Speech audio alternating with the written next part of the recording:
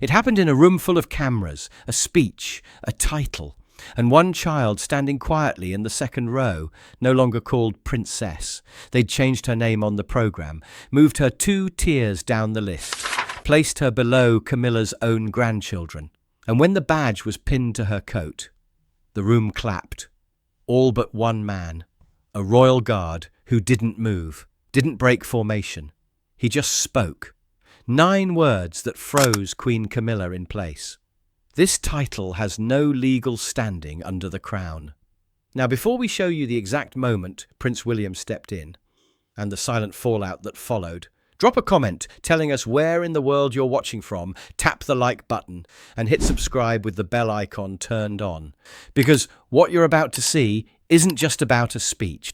It's about a royal guard who refused to let a child be erased. The marble foyer of Windsor's Commonwealth Hall carried a softness that morning. Hushed voices, polished shoes on stone, the rustle of programmes being handed to dignitaries in pressed coats. Light streamed through the cathedral-length windows, catching on the gold leaf embossed above the stage. This wasn't coronation-level pageantry. It was quieter, controlled. The kind of polished education forum designed to highlight modern monarchy outreach. Beneath a high white banner reading Future Leaders Programme, school children from across the United Kingdom filed in with their teachers, some still clutching rain-damp coats, others craning their necks to glimpse where the royals might sit. Cameras clicked discreetly from a controlled press pit at the far end of the room. This wasn't televised, but it would be reported. Everything would be remembered. Sergeant Elias Rourke stood perfectly still near the second row, uniform crisp, white gloves unmoving at his sides. His assigned post placed him directly behind a row marked for senior royals, specifically Princess Charlotte, whose name appeared in neat serif font on a navy-bordered place card. But what caught his eye wasn't Charlotte's card. It was what came after it. Young Royal Envoy, auxiliary status. That was the phrasing printed underneath her name. Odd. Unfamiliar. There were no official designations under that title in any classification he'd ever seen. Certainly nothing with auxiliary next to a direct heir. Rourke let his gaze sweep discreetly across the row.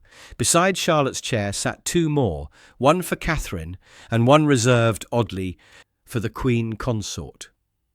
But Camilla's seat was no longer in its usual third row ceremonial position. It had been moved to the front row and directly adjacent to the speaker's podium. Aides murmured to each other near the stage, too quietly to make out, but their body language told him plenty. Sideways glances, pursed lips, stiffened clipboards. One aide even looked toward Charlotte's seat, then quickly away. Rourke didn't twitch, but his spine stiffened. Titles didn't shift lightly. Not for children, and especially not at public functions. He saw Camilla enter before he heard her. She came through the eastern corridor with 2 aides and no press officer. Her folder bore her personal cipher, not Buckingham, and was clasped tight to her chest like a document not meant for circulation. Her expression was composed, but her eyes scanned the crowd with a proprietary sharpness, not warmth. Sergeant Rourke knew posturing. He'd seen it in Parliament chambers and battlefield briefings alike. People didn't carry folders like that unless they were about to change something they hadn't cleared. Charlotte entered several minutes later with Catherine, flanked by minimal security. The girl's hair was braided neatly down her back, and she walked with that practiced poise only the royal-born, learned young. She smiled when she was supposed to, curtsied perfectly. But when she approached her seat and read the card, her brow creased, just slightly, a micro-expression. Then it was gone. She looked at her mother. Catherine saw it too, said nothing. But from 4 paces behind, Sergeant Rourke noted both reactions, then shifted his stance half an inch forward. Not to guard the child, but to be ready for something he couldn't yet name. Camilla took the stage with her usual calculated composure, shoulders set, chin high, her velvet coat moving in measured rhythm behind her. The crowd, mostly educators and palace partners, applauded politely. She paused at the podium, allowing the room to settle, before leaning in to speak. "Good morning to our brilliant school delegates," she began, her voice smooth with faint affectation. "And to those guiding the future of our children, both within the classroom and increasingly within the Crown." A few nods, mild smiles. The room responded the way such rooms always did, dutifully, without challenge. From his post behind the second row, Sergeant Rourke watched her eyes scan the hall, resting briefly, but pointedly, on Charlotte. "I'm honoured," Camilla continued, "to unveil a new structural vision designed to reflect a more modern monarchy, one that elevates service, not just status, contribution, not merely inheritance." That phrasing caught Rourke's ear, not merely inheritance. The atmosphere in the hall didn't change dramatically, but beneath its polished surface, something shifted. Camilla's words hadn't been careless. They were coded. She continued, "As part of this ongoing evolution, we are pleased to introduce a refined system of junior engagement, titles more closely aligned with function and outreach, particularly for our youngest public-facing members." She looked directly at Charlotte now, "which is why today we are thrilled to welcome a junior liaison participant from within the royal household, a promising young voice." There it was. Not Her Royal Highness, not Princess Charlotte of Wales, not even Charlotte Windsor. Just junior liaison participant. Rourke felt it land with clinical weight. Not loud, but deliberate. He watched Catherine's expression tighten, barely perceptible to the press, but unmistakable to someone trained to read tension. Her fingertips rested on the clutch in her lap, one thumb pressing slightly into the leather. She didn't speak, but she didn't clap either. Behind the podium, Camilla continued smoothly, flipping a page from her folder. The seal on the document was not royal red. It was stamped in blue, her personal cipher again. Not Buckingham, not Kensington. No sovereign clearance. Rourke's gaze drifted toward the aides flanking the stage. One of them, an older man from the Royal Communications Office, looked visibly unsettled. Another scribbled something onto a card and handed it off to a junior staffer who disappeared through the side door with quick, uneven steps. It was unravelling, slowly, strategically, and in public. Camilla's voice remained warm. Artificially so. "Of course, it would be inappropriate to burden our younger family members with expectations rooted in obsolete hierarchies. Instead, we believe in titles that reflect commitment, not precedence." Rourke said nothing, didn't move, but in his mind, the pattern was already clear. This wasn't a mistake. It wasn't a speechwriter's error. It was a calculated repositioning of Princess Charlotte, the future Queen's daughter, disguised in modern language and soft applause. The child still sat in the second row, quiet, shoulders pulled in. Camilla gestured toward her, almost dismissively. But she didn't call her up yet. She was waiting for the hall to accept the new title first, to absorb it, normalize it, repeat it. That's how quiet erasures always began. And Sergeant Rourke, who had once held a perimeter in Kandahar with nothing but radio silence to warn of an incoming breach, now felt the same cold rise in his spine. It had started. Camilla returned to the lectern with a steadying breath and a faint smile that didn't quite reach her eyes. She turned a page in her folder, theatrically this time, then lifted a decorative white binder from the pedestal beside her. The royal crest was faintly embossed on the cover, but it had been offset, replaced by a secondary seal, Queen's Consort Outreach Division. Rourke's jaw tightened. No document bearing that seal carried institutional authority. Not without corresponding approval from the sovereign or the heir. This was a ceremonial division, not an executive one. Camilla opened the binder slowly and faced the audience. "As part of our educational partnership with the Crown's Youth Engagement Office, it is my privilege to announce the updated classification framework for junior royal participation." She turned the binder toward the hall. A large printed chart was revealed, its columns colour-coded, names listed beneath tiers. She tapped the second tier down.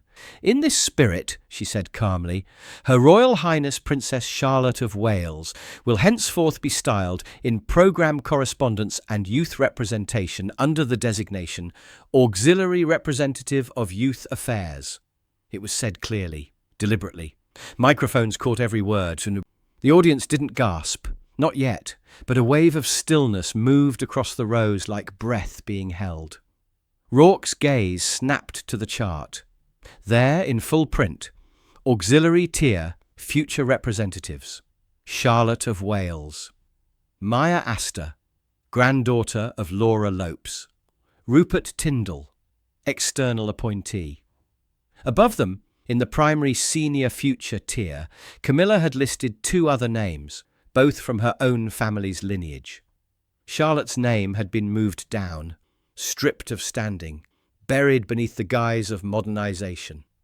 Catherine went still, then whispered something to a private aide, who immediately rose and moved toward the rear of the hall, and near the side entrance, Prince William had just arrived. He hadn't yet spoken, hadn't yet crossed the room, but he stood frozen at the edge of the entryway, his eyes locked on the chart. Camilla continued as if nothing were amiss. "We believe this classification reflects Charlotte's ongoing journey as a young leader, one aligned with peers across the royal and non-royal ecosystem." Peers. Ecosystem. Words designed to equalize. But Rourke understood the deeper effect. This wasn't equalizing. It was flattening. Camilla had just reclassified the daughter of the future king. Live in front of press, educators, and royal delegates, using her own outreach office, her own formatting, and no Buckingham clearance. Charlotte remained seated, still, small, her face unreadable, but her eyes fixed on the chart that had just realigned her place in history. For most in the room, it would pass as semantics. For anyone trained in protocol, it was sabotage wrapped in polite language. And for Rourke, who had seen entire power structures shift under a single line of ink, it was now undeniable. This wasn't a speech. It was a declaration. Camilla's smile tightened as she closed the binder and gestured to the second row with her gloved hand. "And now," she said sweetly, "we invite our little assistant representative to the stage, our newest auxiliary youth envoy. Please welcome Princess Charlotte."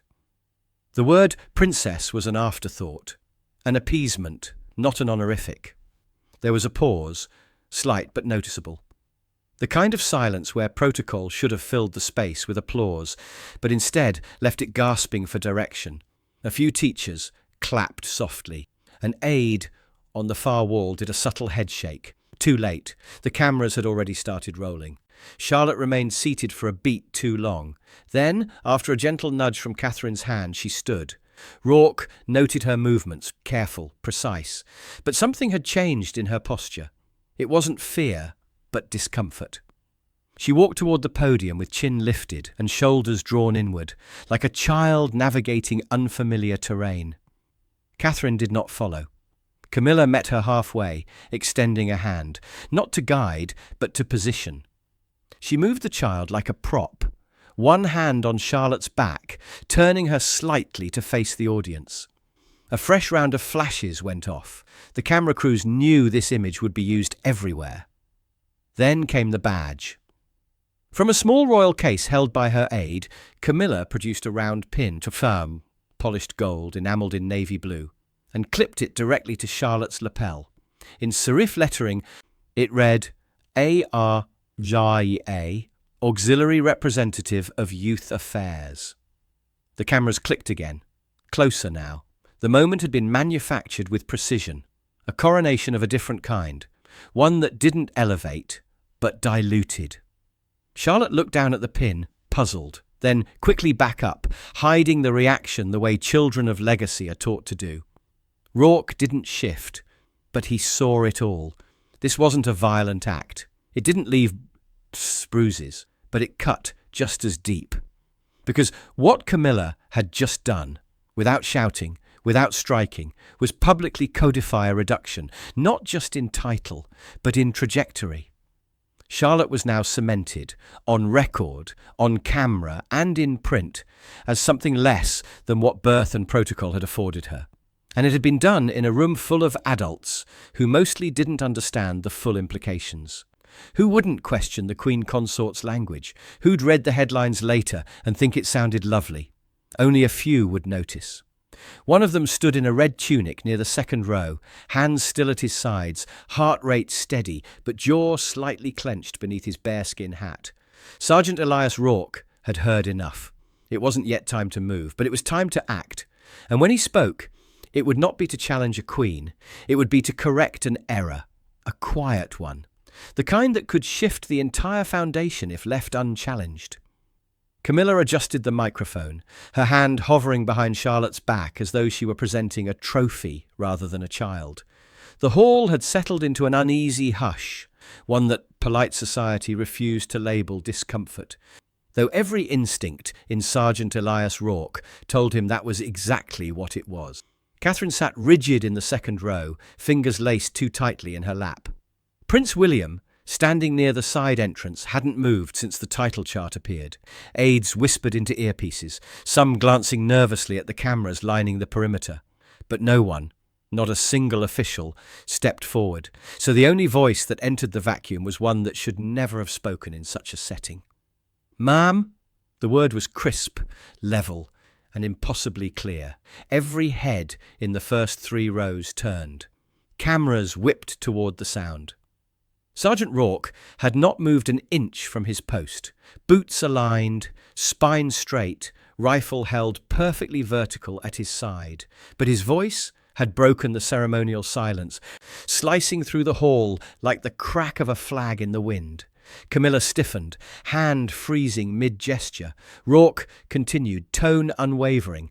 "That classification does not exist within approved royal frameworks." Silence. Deep. Dense. The kind that only forms when something sacred has been breached. A royal guard did not speak during formal proceedings, and he certainly did not contradict a queen consort. Camilla turned her head slowly, as if in disbelief. "I beg your pardon?" Rourke didn't flinch. The designation Auxiliary Representative of Youth Affairs is not recognised by Buckingham, Kensington or the Sovereign's Council. It cannot be applied to an heir's direct lineage. A low murmur rippled across the hall. The press leaned forward. Camilla's lips thinned. "You will remain silent. That is an order." Rourke spoke again, calm, measured, anchored in training that no intimidation could shake. Under Section 4 of Royal Delegation Protocol, titles assigned to royal heirs require the sovereign's designated signatory. That signatory is not present on your documents. He didn't raise his voice. He didn't change his posture, but each word carried the force of unshakable fact, delivered in the precise cadence of someone who had memorized every line of duty he'd sworn to uphold. Charlotte looked at him then, not with fear, but with a soft, startled understanding, as if she'd realized she wasn't imagining the wrongness of this moment. Camilla stepped forward, her tone sharpening. "You dare undermine me in public? A guardsman?" Rourke finally lifted his chin, barely a fraction, the smallest gesture of refusal. "I am upholding the Crown's classifications," he said quietly, "not personal substitutions." Gasps. Not dramatic, but real, authentic. The kind that comes when the room understands a boundary has been defended against someone who shouldn't have crossed it. Camilla's eyes flashed, not just with anger, but with something colder, fear of losing control of a narrative she thought she had choreographed. She opened her mouth to reply, but before she could speak, the hall shifted again. This time not with tension, but with the unmistakable pressure of authority approaching.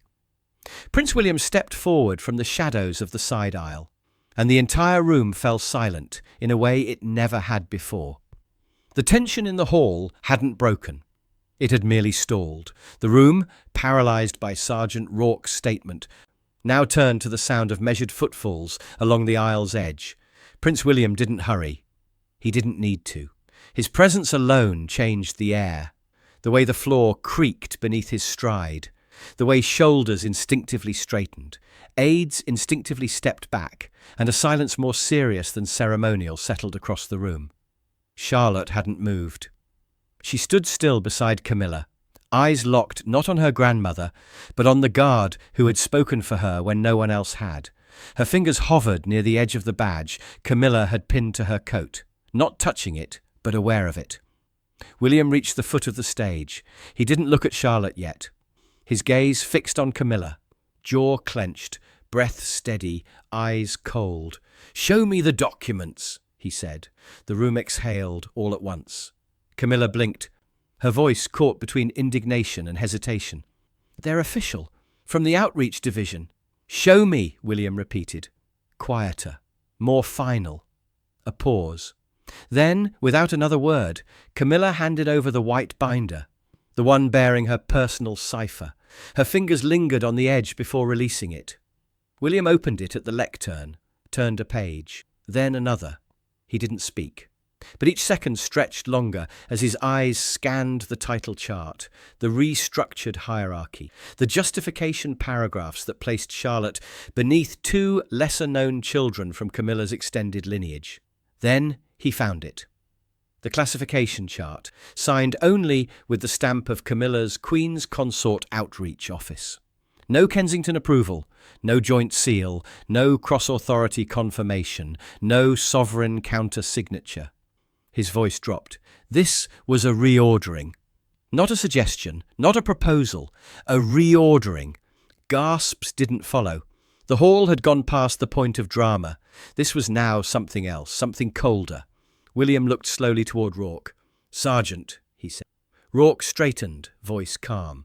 "The document presents an unsanctioned classification of Her Royal Highness Princess Charlotte, assigning her to a title with no legal standing within the palace's youth delegation framework." William nodded once, then turned to the audience. His eyes swept the crowd, journalists, teachers, aides, civil partners, and without raising his voice, he spoke into the silence. "This chart is void." A ripple moved through the front rows. One of the press officers in the back slowly lowered her camera. An aide clutched her tablet to her chest. The air felt suddenly cooler. Camilla remained frozen beside Charlotte. She opened her mouth once, as if to object, but no words followed, because there was nothing left to clarify, nothing left to recast as modernization or progress. Not after a guard had spoken, not after a prince had responded, and not with a child still standing there, badge gleaming with a name she didn't choose.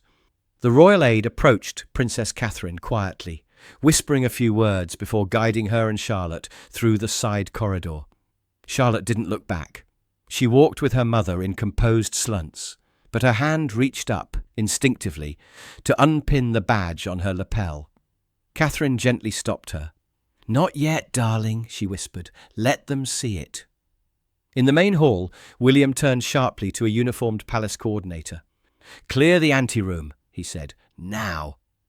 Within 5 minutes, the press was contained, guests distracted with refreshments, and senior protocol officials redirected. But behind the double oak-panelled doors of the Windsor South Chamber, only 4 people remained.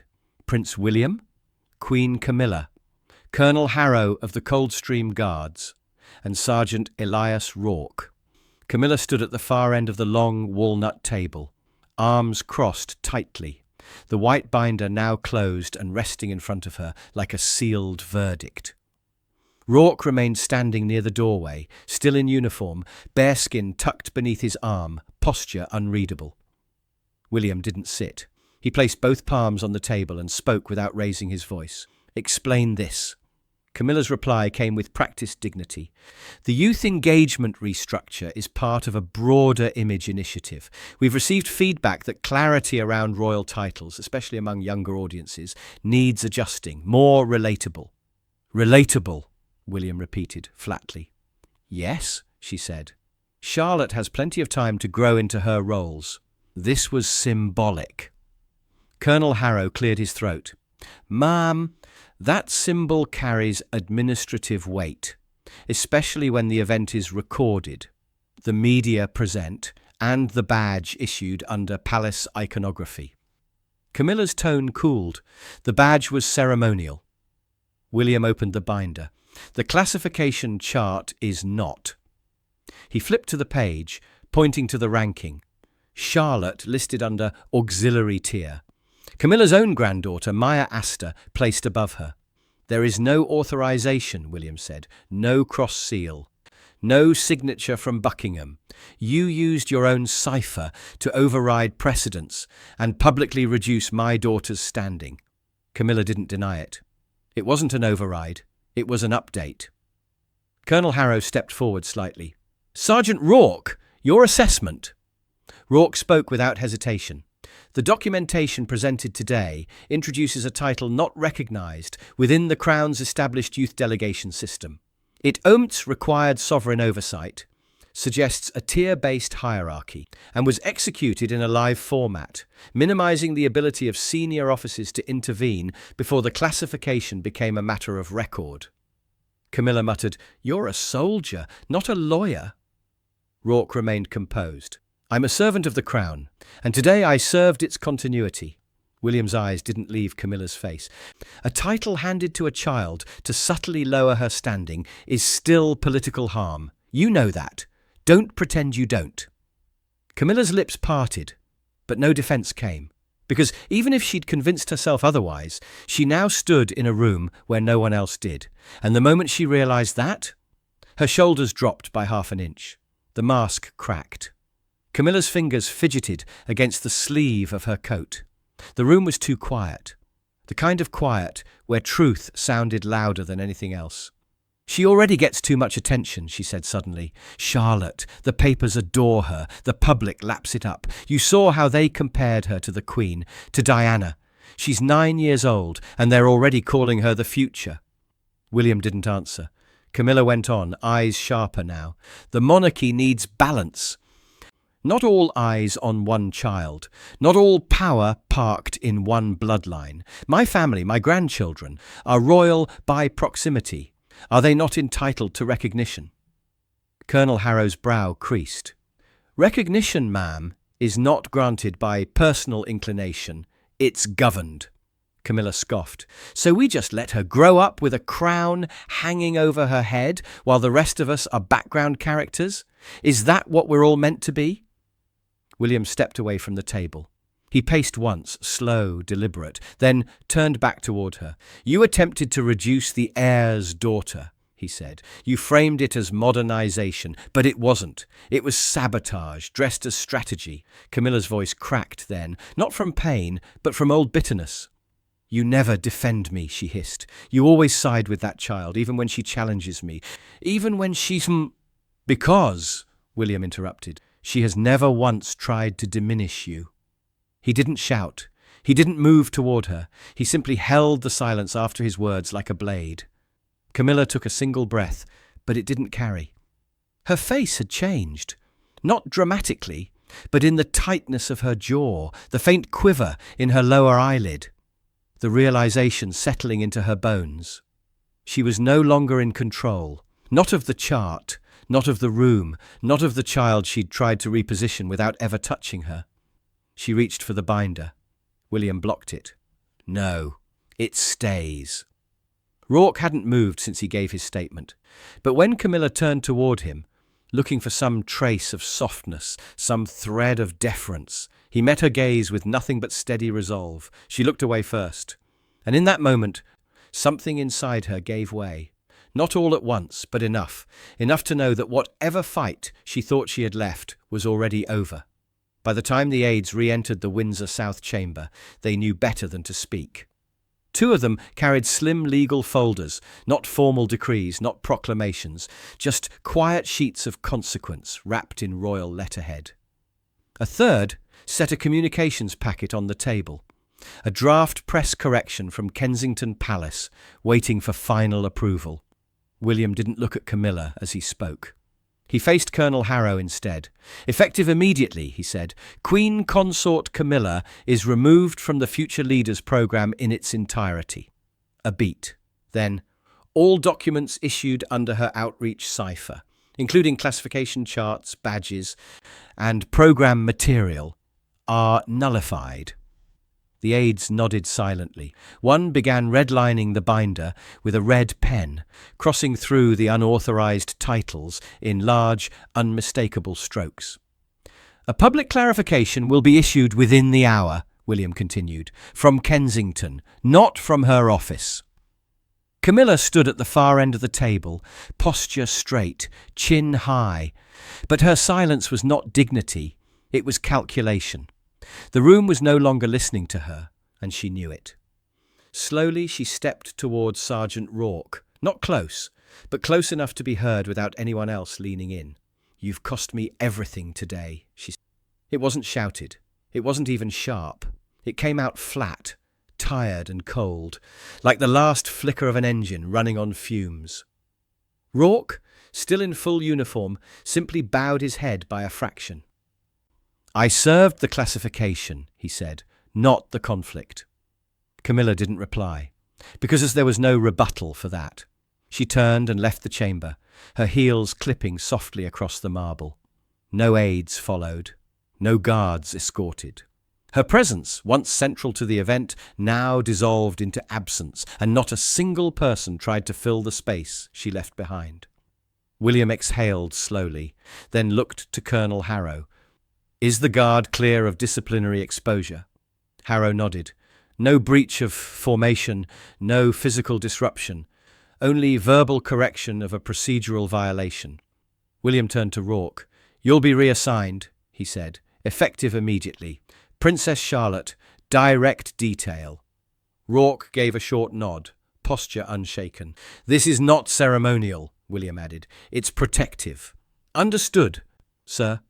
A final document was handed over, one last paper for William to sign, formally terminating the classification changes made that morning.